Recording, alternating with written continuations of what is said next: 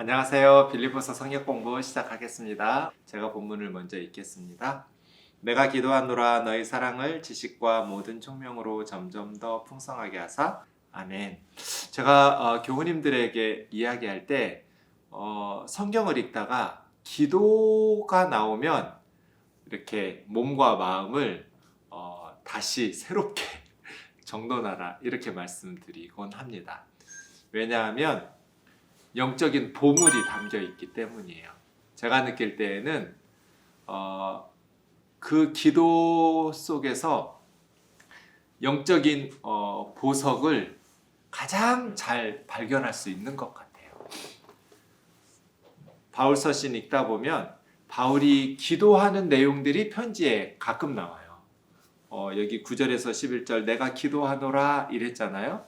그러면서 무엇을 기도하고 있는지를 살펴보면 바울은 영적인 거인이구나. 이렇게 신앙생활 해야 되는구나. 이걸 알 수 있어요. 그래서 여러분 꼭 바울 서신 아니더라도 성경을 읽으시다가 모든 성경 구절이 다 중요하지만 기도하는 부분이 나오면 정신 바짝 차리고 그 안에서 이렇게 우리가 얻어야 될 것들이 굉장히 많다라는 것을 기대하면서 읽으시면 좋을 것 같아요. 기도라는 게 그거잖아요. 우리 신앙과 삶이 추구하는 것. 주님께서 우리가 어떻게 기도해야 될지 우리가 주기도문이라고 사실은 주님이 하신 기도문이라기보다는 주님께서 가르쳐 주신 기도문인데 우리가 무엇을 구하면서 기도해야 되는지를 가르쳐 주셨잖아요. 그거는 우리 예수 공동체의 비전이거든요. 사명이에요. 우리가 무엇에 목숨 걸고 살아야 되는가? 그것이 바로 예수님께서 우리에게 기도하라고 가르쳐 주신 기도 제목에 담겨져 있거든요. 그렇듯이 기도문이 이렇게 나오면 바울이 이것을 추구하고 있었구나. 성경 저자가 이것을 자기 생명보다 소중하게 여겨가면서 기도하면서 하나님 앞에 목표처럼 사명으로 여기고 달려가고 있었구나. 이것을 배울 수 있어요. 그래서 성경 읽으시다가 기도가 나오면 특별히 영적인 거인들의 신앙의 목표, 그들이 추구하고 있었던 하나님 앞에 간절히 기도하면서 그것을 목표 달성처럼 사명을 완수하기 위해서 달려가고 있었던 그러한 것이라고 생각하시면서 기도하는 기도문이 나오시면 몸과 마음을 정돈하고 다시 정신을 바짝 차리고 성경을 대하시는 것이 좋겠다 이런 생각이 듭니다. 자, 내가 기도하노라. 바울이 빌립보 교우들을 위해서 무엇을 기도할까요? 여러분 자신을 위해서 또 여러분의 자녀들이나 부모 형제나 가족 또 교우들 맡고 있는 교회의 어떤 주일학교 교사라면 아이들 또 아니면 소그룹 리더라면 소그룹 원들을 위해서 기도하실 때 무엇을 가장 중요하게 기도하세요? 내가 그리고 그 사람들이 어떤 삶을 살았으면 좋겠어요? 바울이 빌립보 교회 성도들을 위해서 여기서 딱 한 번 기도하거든요. 빌립보서에서는 1장 9절에서 11절. 에베소서에서는 2번 하는데 빌립보서에는 기도문이 한 번 나와요.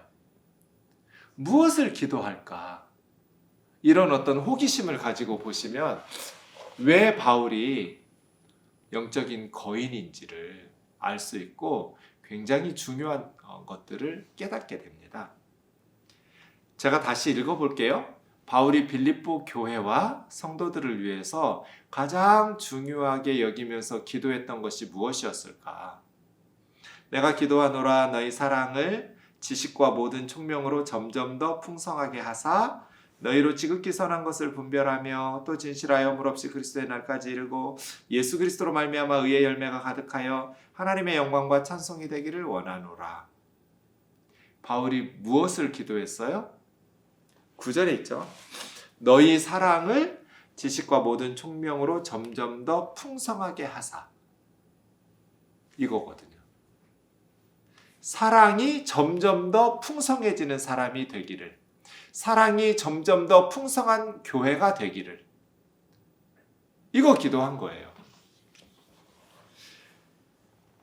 우리의 기도와 비교해 보면 어때요? 저는 이 구절을 읽으면서 내가 참 영적인 어린아이였구나. 바울이 이렇게 기도했구나. 그러면서 제 기도 제목을 바꿨어요. 저를 위해서, 가족을 위해서, 교우들을 위해서, 또 기도하는 이들을 위해서 우리가 구해야 될 가장 중요한 것은, 교회를 위해서 기도해야 될 가장 중요한 것, 성도들을 위해서 기도해야 될 가장 중요한 것은 사랑이 점점 더 풍성한 삶을 사는 것 아닐까요? 하나님과의 사랑의 사귐이 점점 더 풍성해지고, 또 가족 안의 사랑의 사귐이, 돈이 더 풍성해지고 지식이 풍성해지고 명예가 풍성해지고 다 좋죠. 그런데 정말 중요한 거, 사랑이 점점 더 풍성해지는 거 아닐까요? 처음에는 사랑해서 결혼하는데 시간이 흐를수록 사랑은 점점 더 풍성해지기보다는 사랑이 점점 더 빈약해지면서 그냥 동거인이 되거나 웬수 이래가면서 산다면 참 슬프고 불행하죠. 하나님께서 가슴 아파하실 거예요. 그래서 중요한 기도인 것 같아요.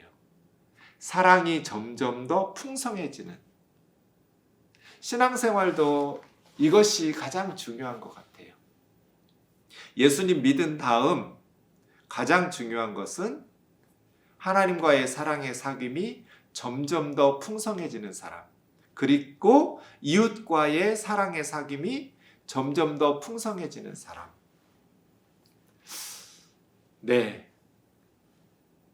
사랑이 점점 더 풍성해지기를.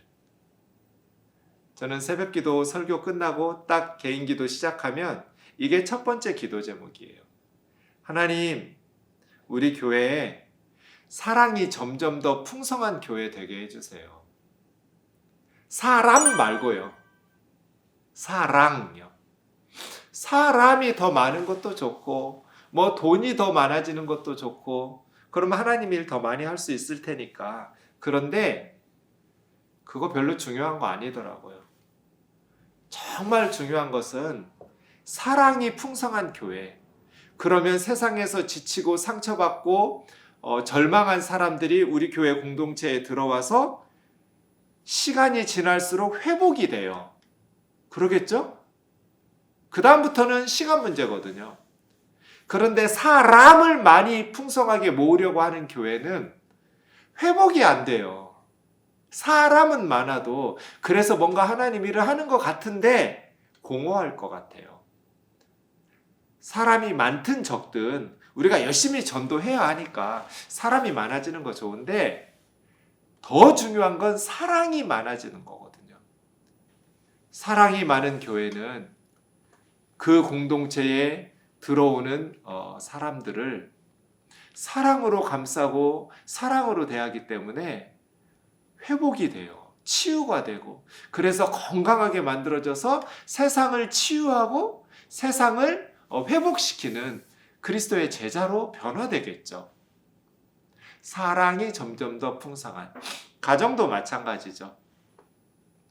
사랑이 점점 더 풍성해지는 부부, 사랑이 점점 더 풍성해지는 부모와 자식, 사랑이 점점 더 풍성해지는 형제 자매. 이게 가장 행복한 가정의 비결 아닐까요? 사랑이 점점 더 풍성해지기를. 바울은 로마 감옥에서 박해 가운데 있는 빌립보 성도들을 위해 기도할 때 우리가 지난번 3절에서 이야기했던 것 3절 4절에서 이야기했듯이 바울은 끊임없이 기도했거든요. 쉼없이 기도했어요. 그것을 내용으로 끊임없이 기도한 내용으로 밝히는 부분이 9절에서 11절인데 물론 박해 가운데에서 그들의 안전을 위해서 보호해 주시기를 기도했겠죠. 그러나 바울이 가장 중심으로 두면서 기도했던 것이 사랑이 점점 더 풍성해지기를, 하나님 앞에 기도하고 있는 이 감옥에서 기도했던 그 바울의 기도하는 모습을 상상해 보면 가슴이 뜨거워져요. 로마 감옥에 있던 사도 바울은 알고 있었던 거예요. 교회가 사람이나 돈이나 지식이나 권력으로 세상을 복음화할 수 없다. 세상을 예수 그리스도의 복음으로 변화시키는 공동체가 되려면 사랑이 점점 더 풍성한 교회가 돼야 된다는 거죠. 그것이 세상을 그리스도의 복음으로 물들이는 방법 아닐까요? 정말 탁월한 필드 사역자 같아요. 바울은 선교 현장에서, 목회 현장에서 사역하면서 성령님께서 주신 지혜로 깨달았겠죠. 사랑이 점점 더 풍성할 때 예수 그리스도의 복음이 세상을 변화시킨다. 많은 사람들에게 예수 그리스도의 복음이 감동을 주면서 그들의 삶을 변화시킨다. 질문요.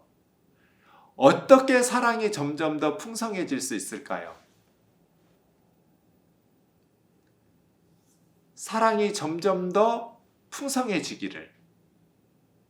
그럼 어떻게요? 제가 바울은 필드 사역자라고 그랬잖아요.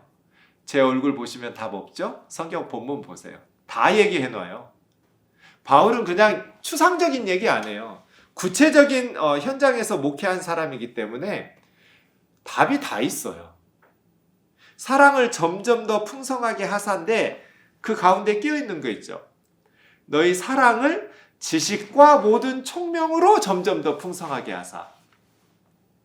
우리는 사랑이 점점 더 풍성하게 하려면 감정이나 어떤 마음 이런 거 생각할 것 같은데 바울은 지식과 총명이라고 그랬어요.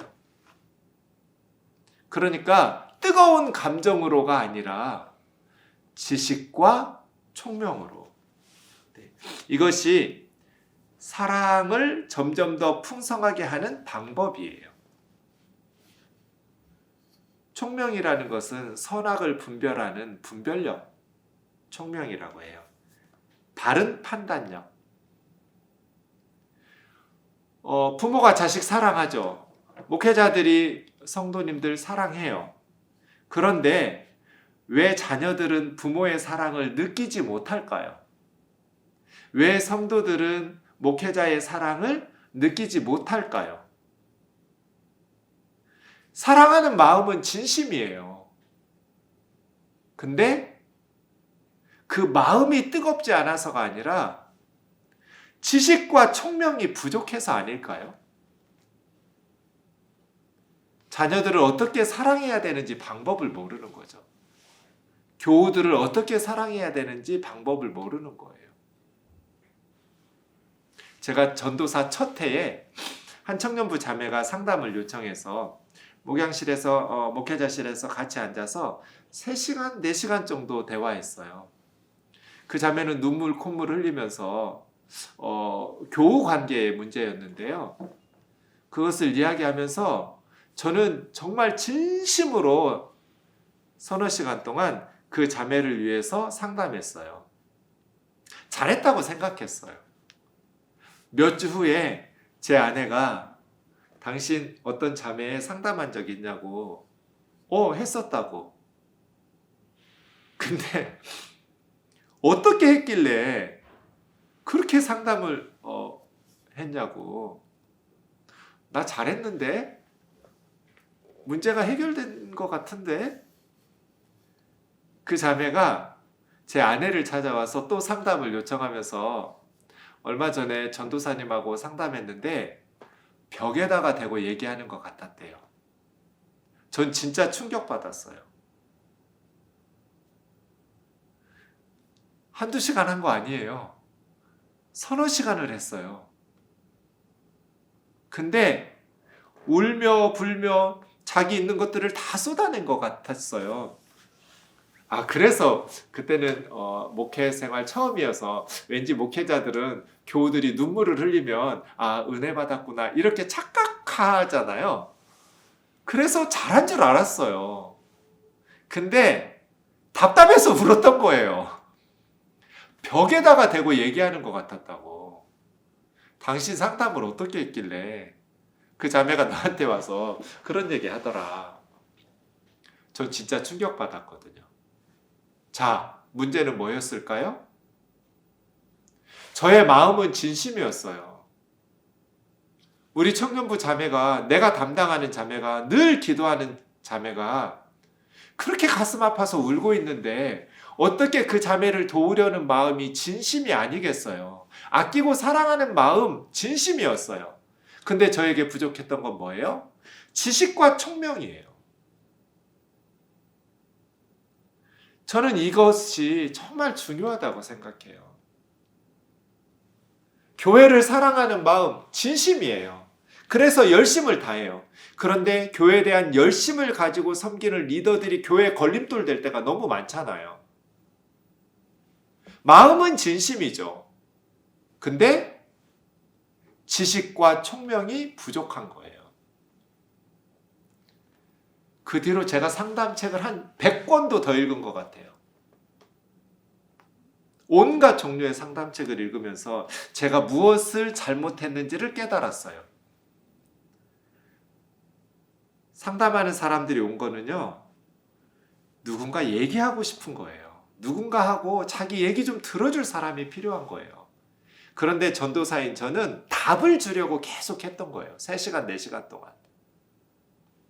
제가 줄 수 있는 답이라는 게 뭐겠어요? 좀 더 열심히 기도해라, 하나님의 도우심을 구해라, 뭐 이런 얘기겠죠. 지나놓고 생각해보면 그 자매가 기도 안 했겠어요? 하나님의 도우심을 구하지 않고 저에게 상담을 요청했겠냐고요. 답답하니까 누구도 얘기할 데가 없으니까 전도사님한테 와서 자기 얘기 좀 들어달라고 얘기한 거잖아요. 근데 저는 계속 답을 준 거잖아요. 아는 것도 없으면서 내가 정말 벽에다가 대고 얘기하는 사람 같았겠구나.